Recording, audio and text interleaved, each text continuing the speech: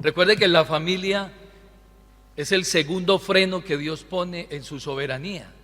El primer freno es la conciencia, para que el hombre no se desboque en su maldad. La conciencia lo frena.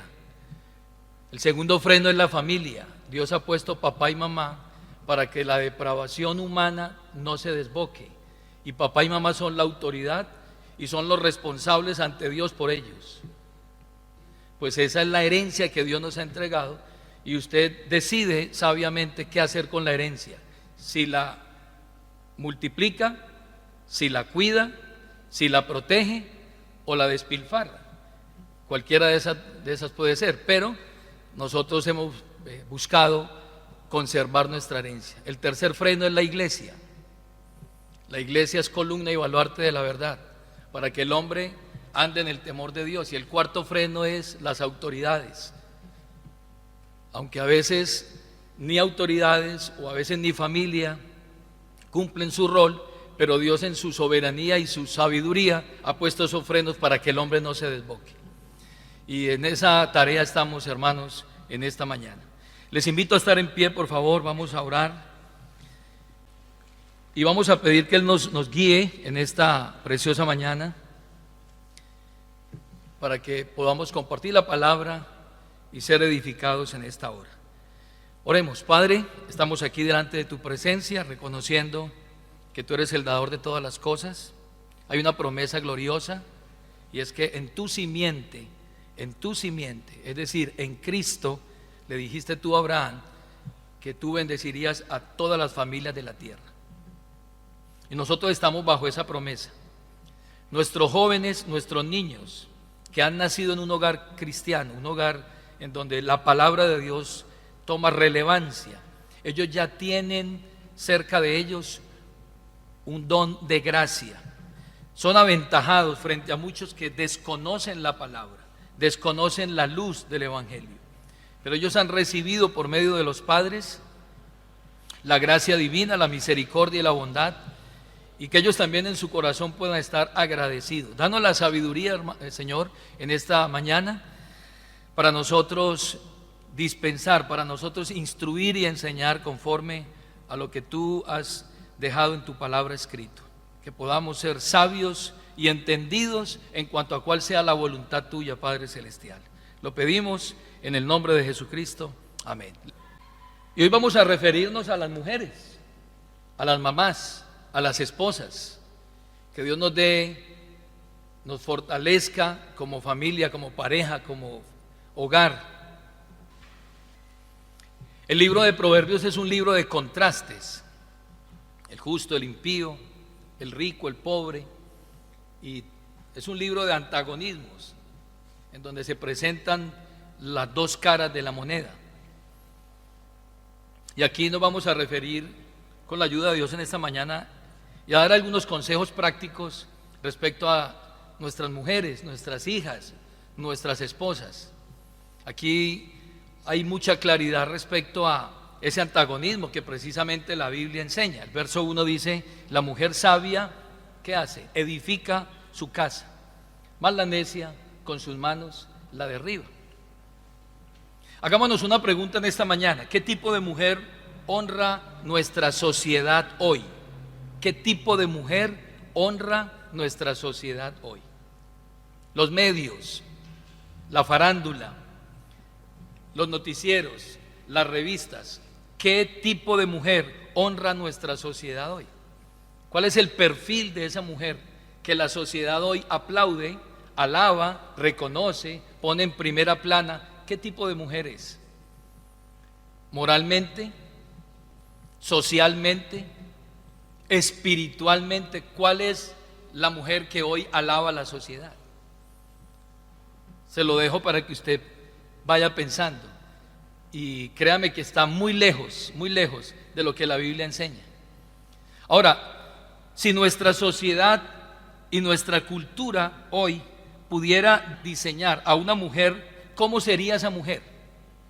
Si le diéramos la oportunidad hoy a nuestra sociedad que nos diseñe la mujer ideal para este tiempo, y que vaya anexando valores y cosas a esa mujer, ¿Cuál sería el resultado final, el producto terminado de la mujer que hoy nos presentarían para ser una alternativa para nuestra sociedad? Piénselo también. Para entender entonces cuál sería el modelo divino para mirar cuál es la mujer que agrada a Dios, para entender la maternidad, para entender lo que es una esposa ideal, una mamá ideal, nosotros tenemos que remitirnos al origen, tenemos que remitirnos al fundador, al hacedor de la familia, que no es otra persona sino Dios. La mujer en la Biblia aparece desde Génesis, desde el origen. De hecho, la Biblia dice que cuando Dios creó al primer hombre, dijo: no es bueno que el hombre esté solo, le voy a hacer una ayuda idónea, le voy a hacer una compañera que no se halló entre todos la creación, y Dios mismo tuvo que crear esa mujer. No fue producto de una creación aparte, fue una creación hecha por Dios y fue entresacada del costado de Adán. ¿Cómo se le llamó a esa mujer? ¿Qué nombre recibió? Váyase a Génesis capítulo 3, el versículo 20, para que miremos el origen de esa primera mujer que Dios en su voluntad soberana crea y que se la coloca al hombre para que le coloque su nombre. El versículo 20 del capítulo 3 de Génesis, entonces la llama y dice: y llamó Adán el nombre de su mujer Eva, por cuanto ella era ¿qué? Madre de todos los vivientes. Mire usted el programa, el plan soberano de Dios al crear ¿qué? La mujer. Está pensando en la preservación de la humanidad, está pensando en una persona que va a servir de ayuda idónea, y Adán entonces le asigna ese nombre a su esposa. El nombre de Eva viene o significa en el hebreo vida.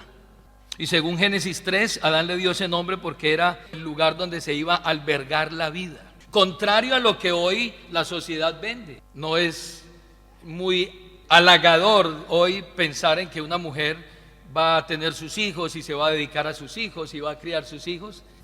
Y hoy, con una sociedad en donde cada vez toma más fuerza no un mensaje de vida, sino un mensaje de muerte, porque se está propagando y se está cada vez impulsando esa ideología de aborto. Esta semana estaba con mi familia en un lugar comiendo un helado, y al lado se ubicaron unas niñas de 10, 12 años y fueron a comer helado, y mientras hablaban muy fuerte, una de ellas decía, como de 10 años: no, pues si es que el niño no me gusta, entonces yo lo aborto.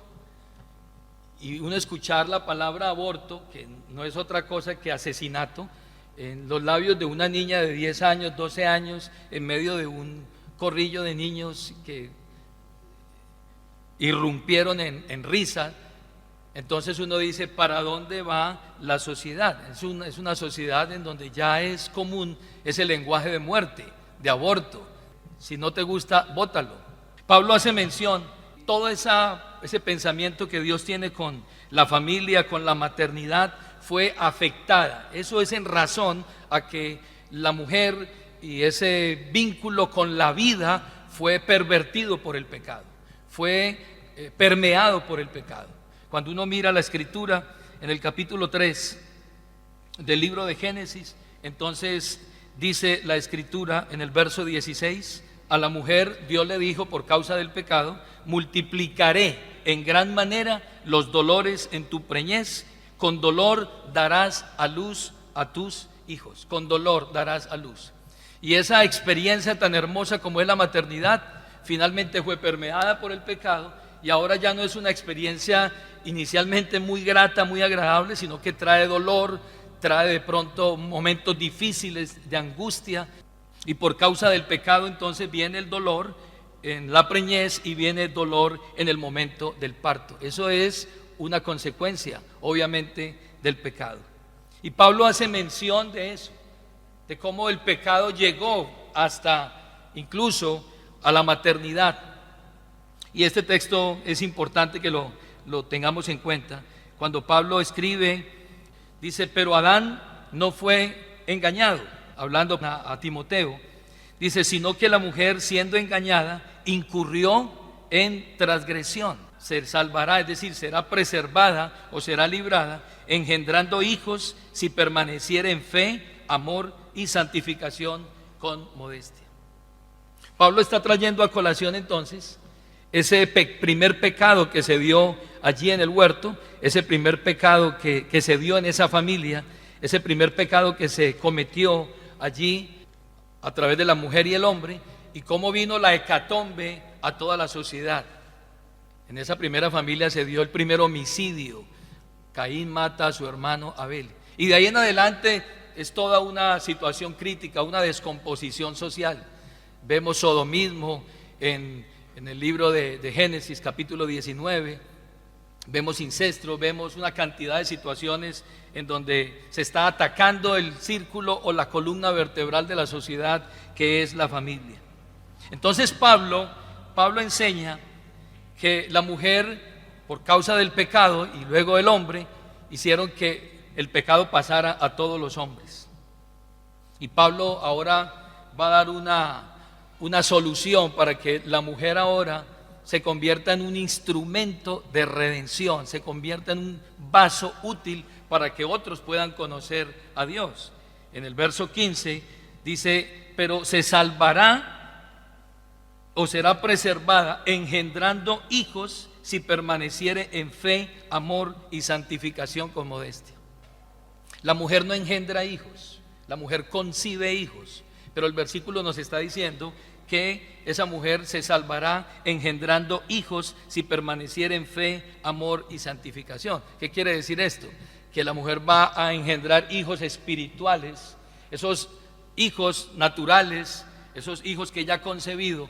Puede ella ser usada para que esos hijos conozcan a Dios a través de la fe que ella hoy tiene, esa gracia que ha recibido. Pablo también le escribe a Timoteo y le dice, trayendo a la memoria la fe no fingida, la cual habitó primero en tu abuela Loida y en tu madre Eunice, y espero que en ti también.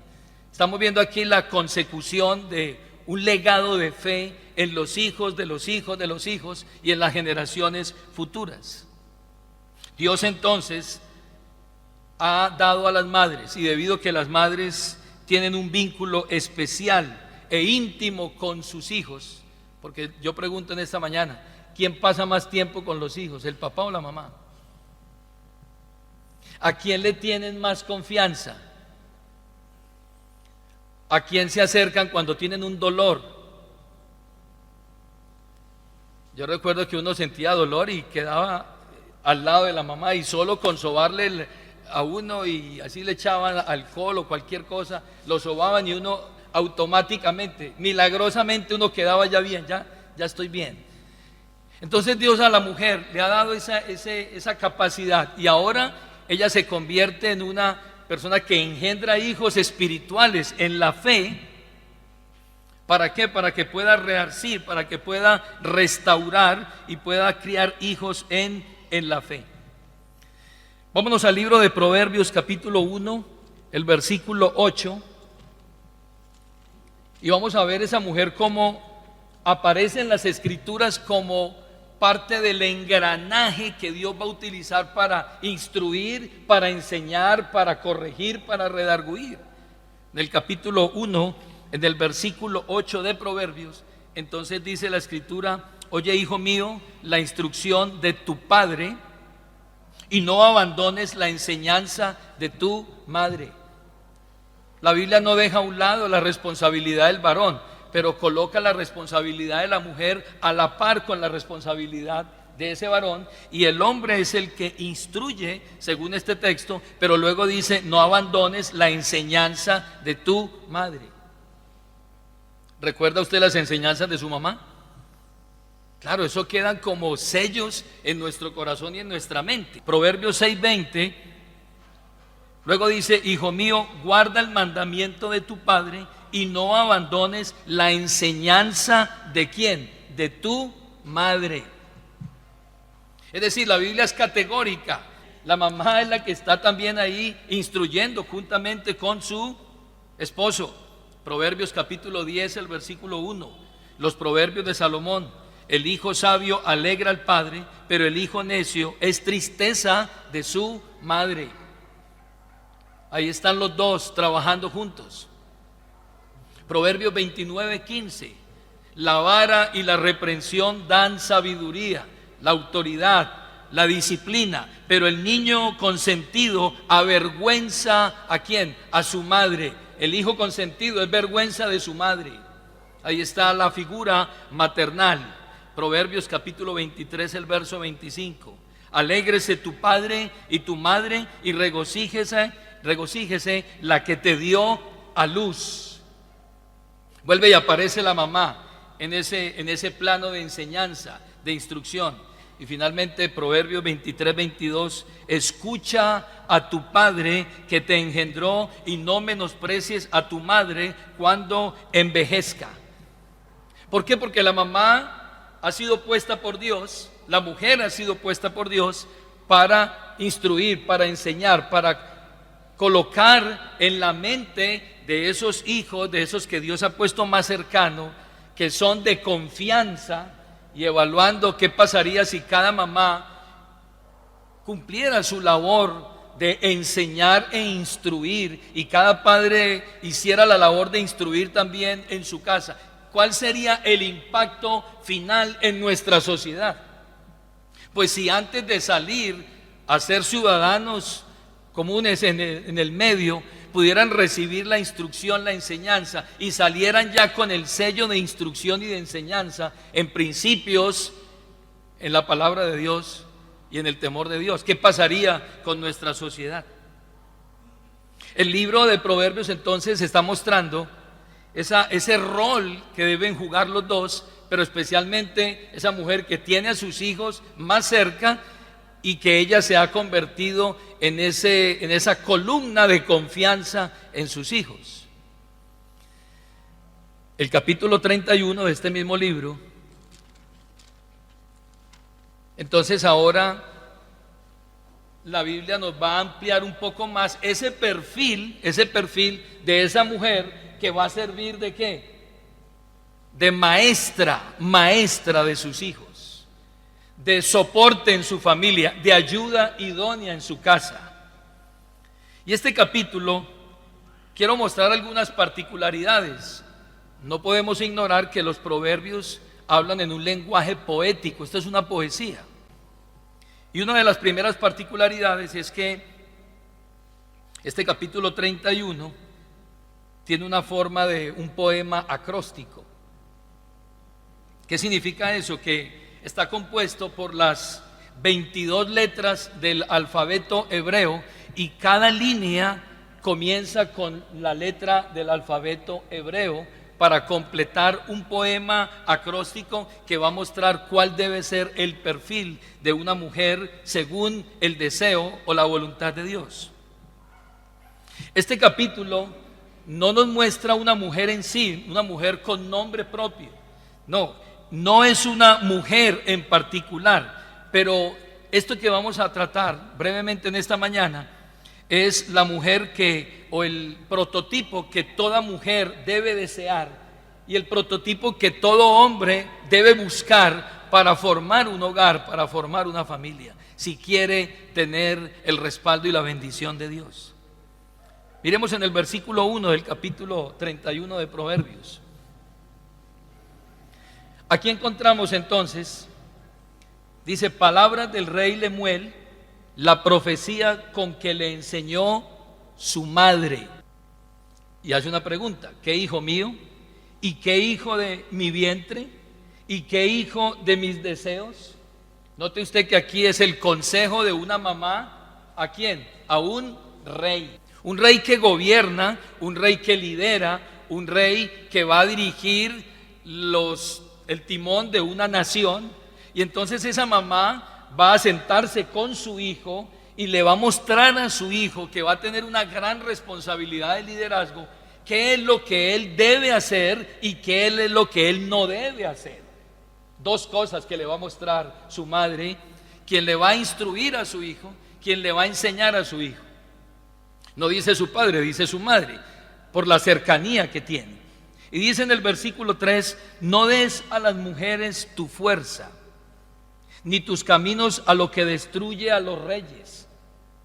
No es de los reyes Solemuel, no es de los reyes beber vino, ni de los príncipes la sidra. No sea que bebiendo olviden la ley y perviertan el derecho de todos los afligidos. Y entonces aquí su madre le está dando la instrucción y le está diciendo, son dos cosas que no debes hacer: detenerte en el vino para que te vuelvas un disoluto, alguien que pierde el control, que pierde la visión de la vida. Y segundo, no le vas a entregar tu fuerza a las mujeres. No dice a la mujer, dice a las mujeres. Y no tienen identidad. Y se está refiriendo allí a una relación ilícita, se está refiriendo allí a un desenfreno sexual del cual él debe de abstenerse y de entregar sus fuerzas y su dignidad a las mujeres. Pero en contraste con esto, entonces en el versículo 10, ella le va a mostrar, le va a instruir en dónde es que él debe detenerse y cuál es la mujer que él debe tomar.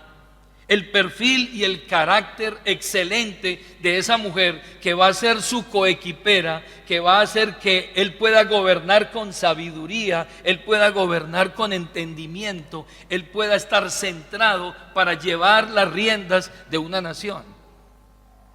Y en el versículo 10, entonces nos muestra el primer perfil de esa mujer. Es un perfil de carácter que debe tener esa mujer que lo va a acompañar.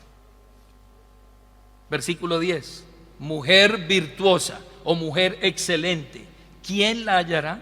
Porque su estima sobrepasa largamente a la de las piedras preciosas.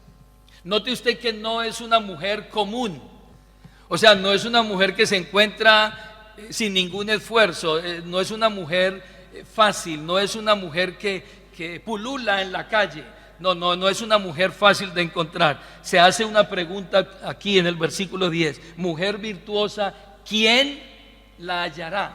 Es decir, para encontrarla hay que buscarla. Para encontrarla hay que tener sabiduría. Para encontrarla hay que tomarse el tiempo, porque no es común en medio, y sobre todo hoy, en medio de la sociedad. Mujer no común, y es una mujer de gran valor. Pero no solamente habla de la mujer, la Biblia también habla del hombre, que hoy hombres de verdad tampoco pululan, tampoco están así a montones. En el capítulo 20, en el versículo 6, como para que compensemos un poquito la balanza, en el versículo 6 del capítulo 20, no solamente se dice respecto a la mujer, ¿quién la hallará?, sino que también se habla acerca del hombre. Es una particularidad, queriendo decir que hombres y mujeres que sigamos la visión de Dios, las demandas de Dios cada vez se vuelven más escasos. Dice el versículo 6, muchos hombres proclaman cada uno su propia bondad, pero hombre de verdad, ¿quién lo hallará? Hombre de verdad, ¿quién lo hallará? Y entonces no solamente se dice respecto al hombre, se dice también respecto a ¿quién? A la mujer. Y dice, mujer virtuosa, ¿quién la hallará? Hermanos, eso es nuestro desafío. Que nuestras jovencitas y nuestras mujeres en la iglesia, al igual que los hombres, no sean como todos los del mundo, como del montón, sino que sea difícil, que se torne difícil, que haya que hacer un esfuerzo para encontrar esa persona llena de valores, de principios, de temor de Dios en su corazón. Lo que busca el mundo hoy, ¿qué es? ¿Qué es lo que el mundo está buscando en una mujer hoy? Méritos, estilo, éxito, o en qué vestido usa, o si es sensual o no es sensual, y eso es lo que el mundo está buscando. Belleza física, corporal, lastimosamente alterada por mil cosas, porque también se pierde la realidad, y todas son razones que equivocadas, porque todo eso es a la hora de la verdad ficticio. Pocos hoy están buscando fortaleza, Pocos hoy están buscando virtudes, pocos están buscando hoy excelencia espiritual, pocos están buscando hoy piedad interna. Esas son razones correctas. Pocos hoy se están centrando en ¿qué? En conocer cuántos principios espirituales, cuántas virtudes, cuánto carácter, cuánta pureza tiene esa persona. Y aquí habla la Biblia en el versículo 10 de que esa mujer es de gran estima y dice que sobrepasa largamente a la de las piedras preciosas. ¿A qué se debe eso? ¿Por qué esa mujer llega a tener un valor tan alto en sí? La Biblia no lo dice. Segunda de Corintios capítulo 4, el versículo 7. Acompáñame a mirarlo. Segunda de Corintios capítulo 4, el versículo 7. ¿Por qué esa mujer llega a ser tan valiosa? Dice Pablo hablando a los corintios: pero tenemos este tesoro en vasos de barro, para que la excelencia del poder sea de Dios y no de nosotros. ¿Qué lleva dentro de esa mujer? Dice la Biblia: pero tenemos este tesoro en vasos de barro. ¿Cuál tesoro? ¿Cuál tesoro? La palabra de Dios, las riquezas de Dios, la palabra de Dios implantada en ella. Y eso es lo que la hace realmente ¿qué? Valiosa. La hace diferente, la hace que no hace parte del montón. Es una mujer difícil de encontrar, pero las hay. Ahora dice en el versículo 11, segunda particularidad de esa mujer: es una mujer confiable. ¿Cuánto se ha perdido hoy la confiabilidad, cierto? Antes se hacían negocios solo de palabra. Hagamos esto y yo confío. Ya no. Ya hay un temor incluso en las relaciones de novios y las relaciones de matrimonio. Se ha perdido la confianza. Y en el versículo 11 dice: el corazón de su marido está en ella confiado y no carecerá de ganancia. La segunda particularidad es que esa mujer es una mujer que da confianza. La confianza es fundamental para los principios éticos y las relaciones entre las personas. ¿Y cuál es la implicación aquí? ¿Por qué se habla de confianza aquí? Porque es que hay un hogar, escúcheme bien esto, hay un hogar, hay una casa, hay una familia que debe ser cuidada, hay unos hijos que deben ser instruidos, hay una economía, un patrimonio familiar que debe ser protegido. Hay unos valores y principios espirituales que deben ser sembrados, y esa responsabilidad material, espiritual, moral, no se le puede dejar a cualquier persona. Por eso dice la Biblia que esa mujer ha de ser una mujer confiable. Dice: el corazón de su marido está en ella confiado. Él puede ir lejos, él puede ir a hacer su labor, pero él sabe que allá ha dejado una mujer confiable, una mujer responsable, una mujer que todos los intereses, las preocupaciones, las pasiones, las cargas, las metas, los valores están compartidos, y que ella tiene la misma visión de su esposo y los mismos principios y valores en su familia, y ella se convierte en una protectora de ese patrimonio que Dios les ha puesto en sus manos. Él puede confiar en ella. Ella no hará absolutamente nada, escúcheme bien, no hará absolutamente nada en detrimento o por debajear o minimizar a su esposo y a sus hijos y en general a toda su familia. Ella está buscando es multiplicar, preservar, conservar lo que Dios les ha dado, y nunca permitirá que ese patrimonio vaya en detrimento de su esposo y de sus hijos. En el versículo 12 dice la Escritura: le da ella bien y no mal todos los días de su vida. ¿Le da ella qué? Bien y no mal. Toda la vida de ella le hizo bien a él.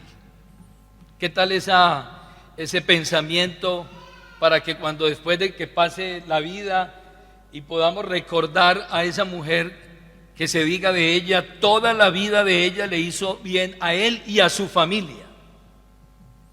Porque dice la Escritura: le da ella bien y no mal todos los días de su vida. ¿Se acuerda el primer voto que hicimos? Esa mujer conserva ese primer voto que prometió ante Dios o ante un notario y una iglesia. Todo esto, esa mujer conserva ese pacto, conserva ese voto que hizo. Ella ha prometido que en buenos tiempos, en malos tiempos, en tiempos de debilidad, en tiempos de fortaleza, en tiempos de enfermedad, en tiempos buenos, en tiempos difíciles, felices, en tiempos tristes, en tiempos de abundancia, en tiempos de crisis, ella va a estar ahí con él. Tristemente hoy,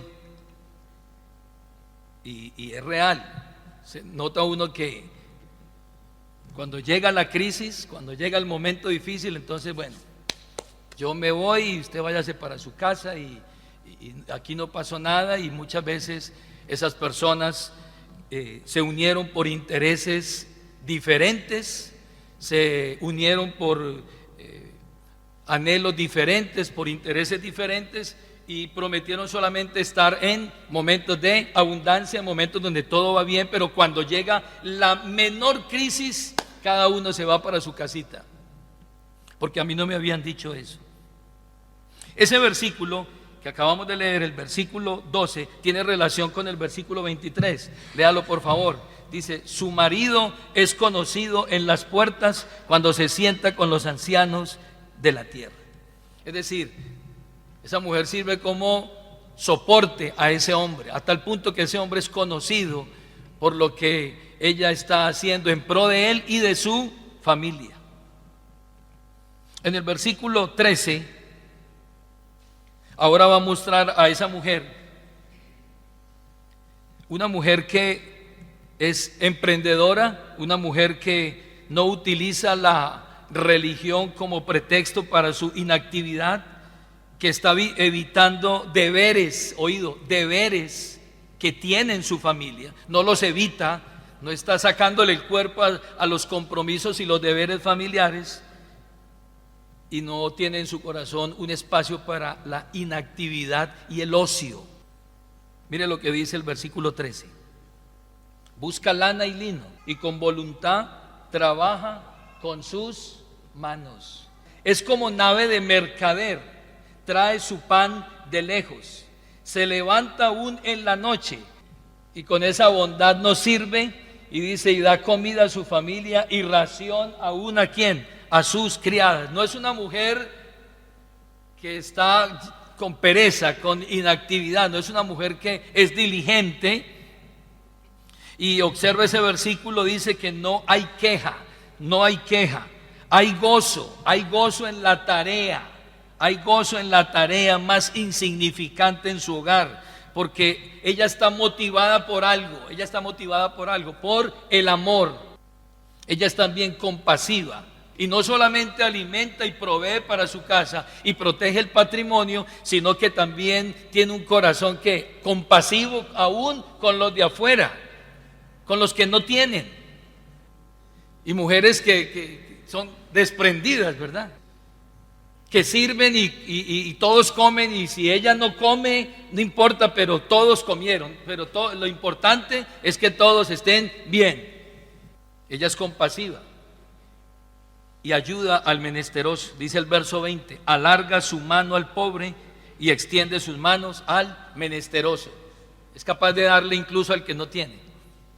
No sé si ya he contado aquí esta anécdota, pero mi padre criaba pollos, gallinas, en el patio, y él traía 30 gallinas. Y luego él venía y decía, hay 28, ¿qué pasa? Y era que teníamos una vecina en la costa que era muy pobre, y mi madre iba y la visitaba y venía triste y decía, no, yo tengo que hacer algo. Y iba al gallinero y mataba a la gallina y la desplumaba y le decía a la vecina del lado, ya a la 1, a las 2, a las 3, y ella estaba al otro lado esperando el pollo para alimentar a todos sus hijos, porque el esposo no le daba, no le proveía, pero mi mamá iba y miraba la necesidad y así era que se desaparecían los pollos en la casa. Mi mamá estaba tirándole los pollos a la vecina. Corazón de mamá, un corazón de ternura. Versículo 25. Tiene una influencia como maestra, es influyente. Escuche bien: fuerza y honor son su vestidura, y se ríe del porvenir. Abre su boca con sabiduría, y la ley de clemencia está en su lengua. Fuerza quiere decir virtud espiritual. Esa es la fuerza de una mujer, según el programa de Dios. Honor tiene que ver con excelencia.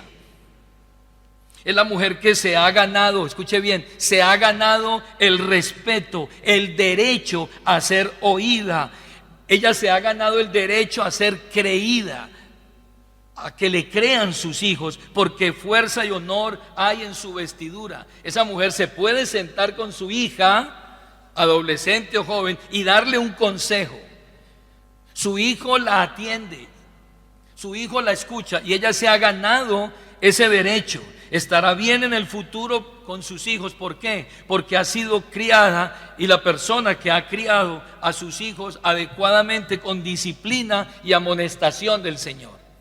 Dice que hay sabiduría en sus labios y hay ley de clemencia en sus labios.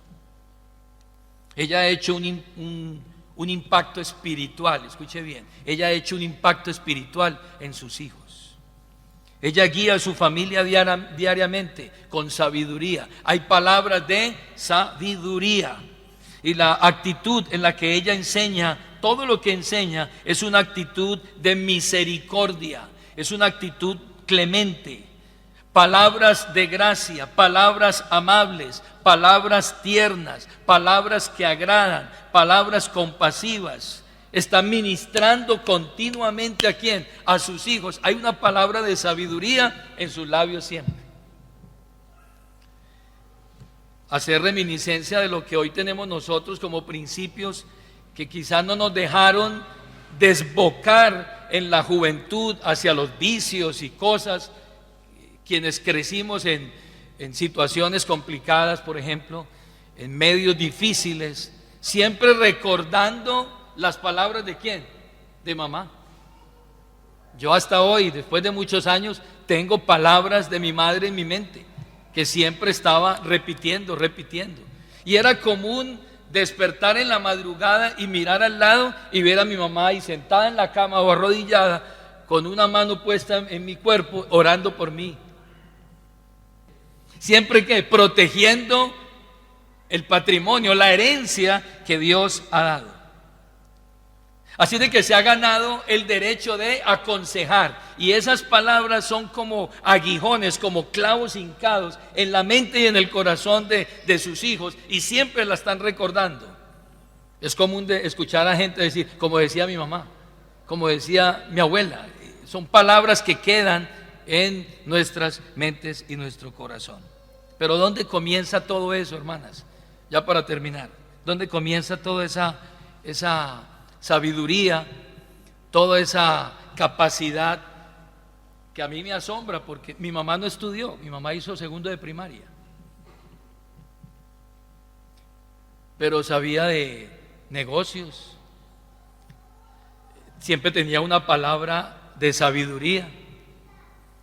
Era una mujer fuerte, y cuando mi padre muchas veces se desmoronaba emocionalmente, moralmente, porque era un militar que pasaba por unas situaciones muy complejas, de ir al monte 3 y 4 meses y estar en las montañas como policía de contraguerrillas, y llegaba después de 4 meses mi madre con 4 o 5 hijos cuidándonos a nosotros, y muchas veces no llegaba el recurso y ella salía adelante y viajaba con nosotros y nos llevaba, pero era la que protegía esa manada, protegía a esos hijos.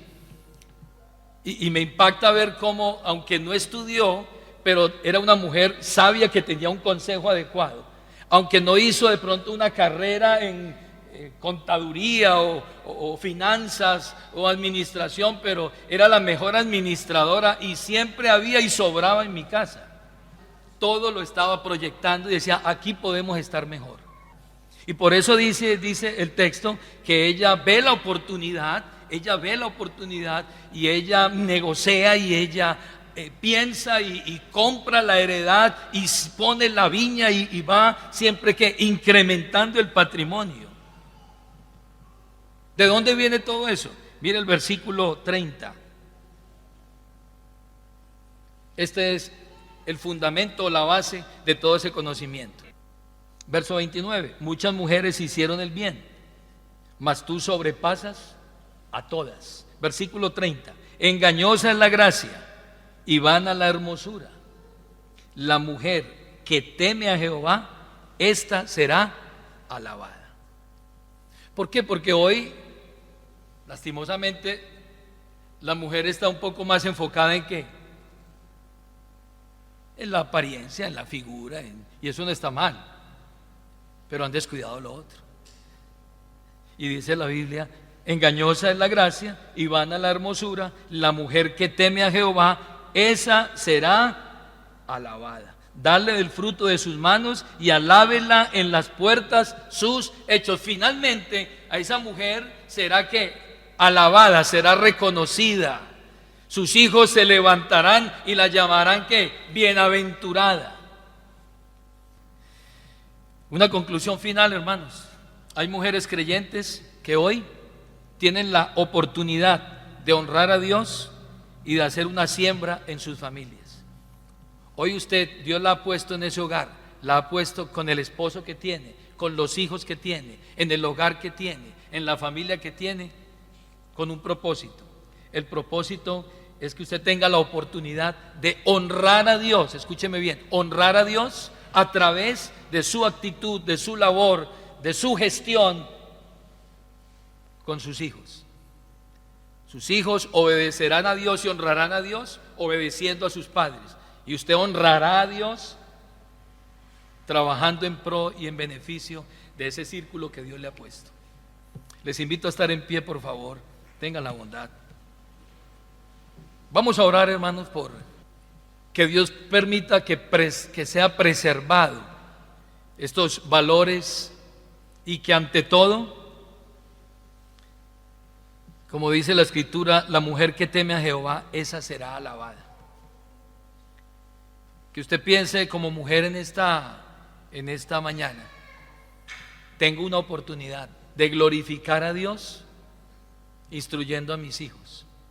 Tengo la oportunidad incluso de hacer evangelismo con mis hijos. Todo el tiempo. La imagen que yo tengo de mi madre, la primera imagen que se me viene a mí de mi madre es que yo entro a su cuarto y yo veo a una anciana sentada en su cama con una Biblia en la mano. Esa es la imagen que yo tengo en mi mente, de una mujer que está ¿qué? Leyendo. Hermanos, que sea Dios, el temor a Él y a su palabra, lo que reine en nuestros hogares, para que mañana, hermana, usted, sus hijos se puedan levantar y llamarla bienaventurada. Vamos a orar en esta hora. Padre, gracias por tu palabra que es viva y eficaz. Señor, reconocemos que el pecado ha hecho estragos en la vida de los seres humanos. Hoy, tristemente, se levanta una generación amadora de sí mismo, una generación que en muchas ocasiones ha desechado estos valores, estos principios, pero nosotros como responsables, como hijos de Dios, necesitamos repetir a nuestros hijos y a los hijos de nuestros hijos esto que hemos oído en esta hora.